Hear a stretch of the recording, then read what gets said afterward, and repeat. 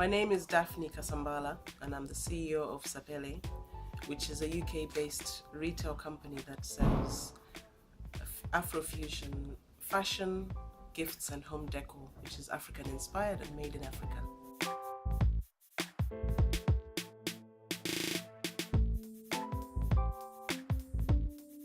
Well, I created the company because I personally saw a need. I used to work in corporate banking, and after a while I wanted to be able to buy ready-made clothing that was reflective of my personality and my background, which is I am a global citizen, I'm African, I live in Europe, I live in the West.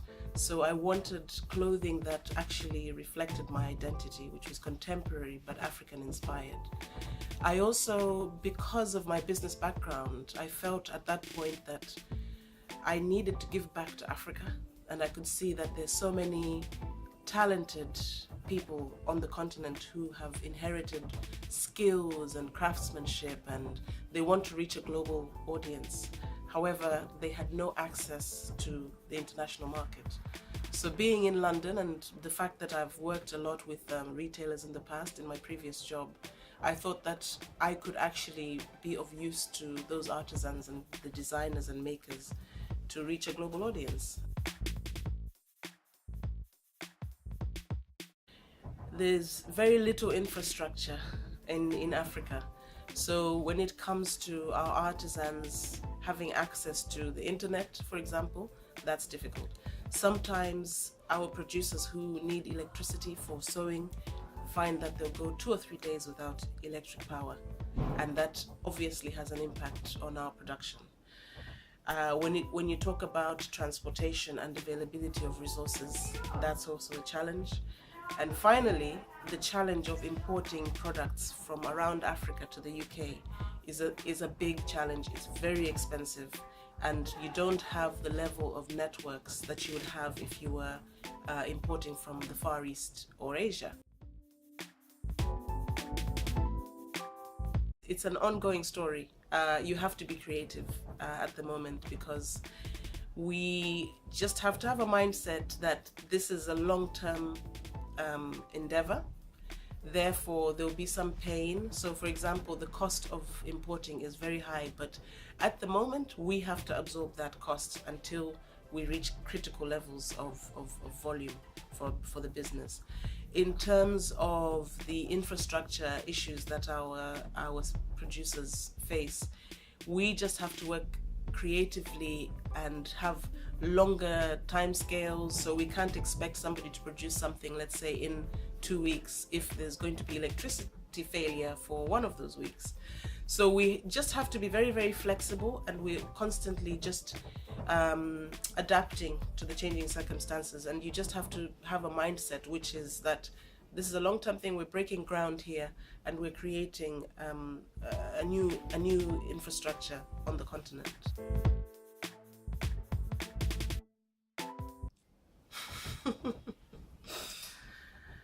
Well, as a black woman, well, I suppose there are many layers to the challenges faced when you're starting a business.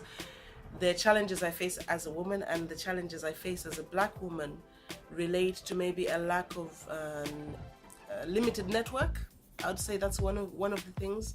I feel that as a minority, it's sometimes difficult to get the network that you need to start a business and to have people supporting you and spreading the word.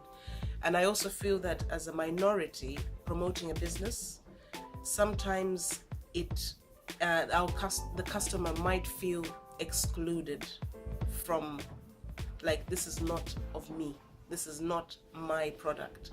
So sometimes as a black woman saying I retail African inspired fashion or products, people who are not African say to me, oh, without having seen the product, they'll say, I know somebody from Nigeria or Kenya, and we have to constantly say, no, this is a global product. It's global fusion.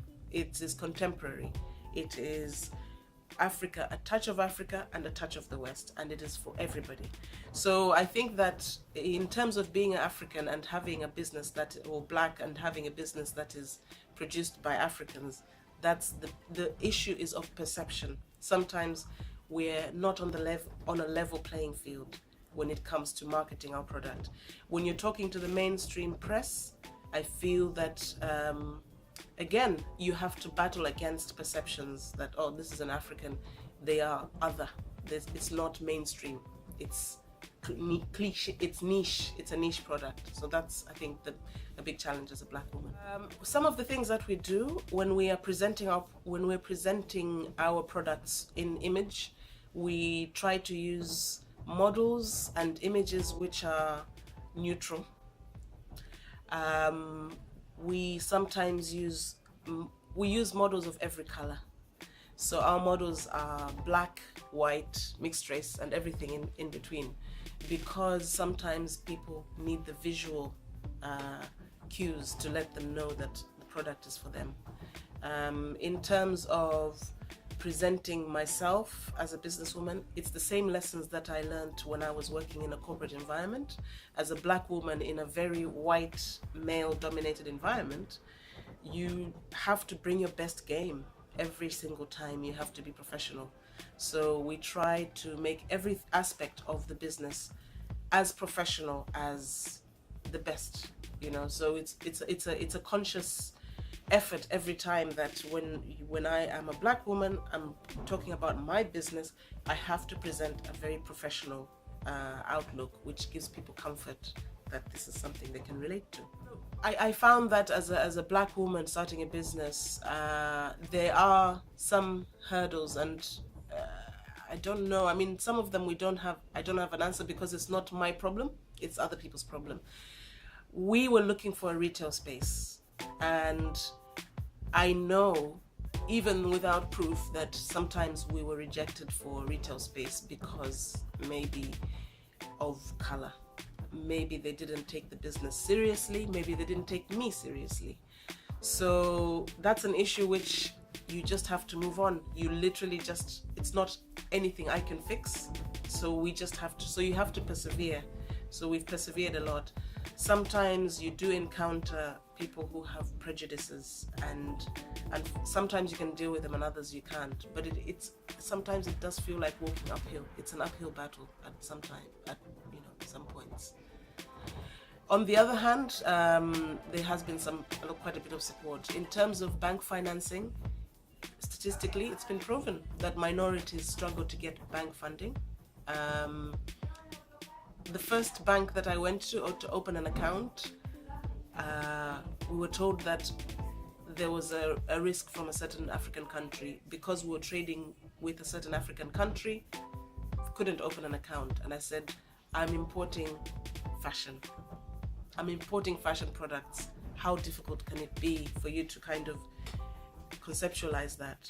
So, you know, I'll not name names, but yes, we even opening a bank account, forget about getting a loan, because I was trading in fashion at the time from a certain African country.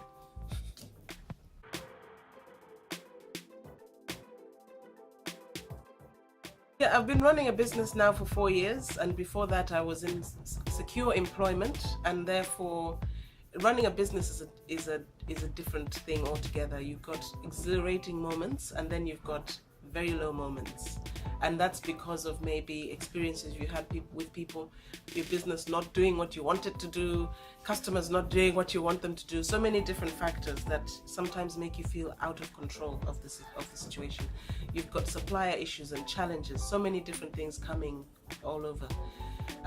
So I've definitely had high moments and low moments. How have I gotten myself out of the low moments? I have a very strong network of family and friends who are willing to listen to me talk about the business until I'm satisfied and I've emptied my vessel really. And so they really support me a lot, and they're always coming out and speaking to me. I also I have a lot of, I take a lot of inspiration from other business owners who have succeeded. They're a bit further on the journey than I am, and that's been huge. I think that if I didn't study the journeys of other entrepreneurs, I would have already given up on my business, because listening to the kinds of experiences they've had gives me courage to go on, because I know that even however low I go, there's somebody who's been there, and even worse, who has managed to actually overcome. So those are the kinds of things that get me going. And sometimes it also helps to step away from the business, take a breath and just think. So at least once a year, I just go away from the business, take a break, and just let fresh air hit me and take a fresh perspective, and really just rethink how I can work the business. But it has to be systematic.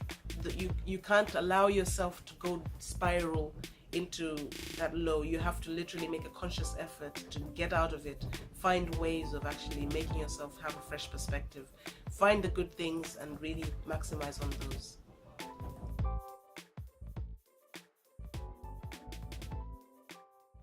Have perseverance.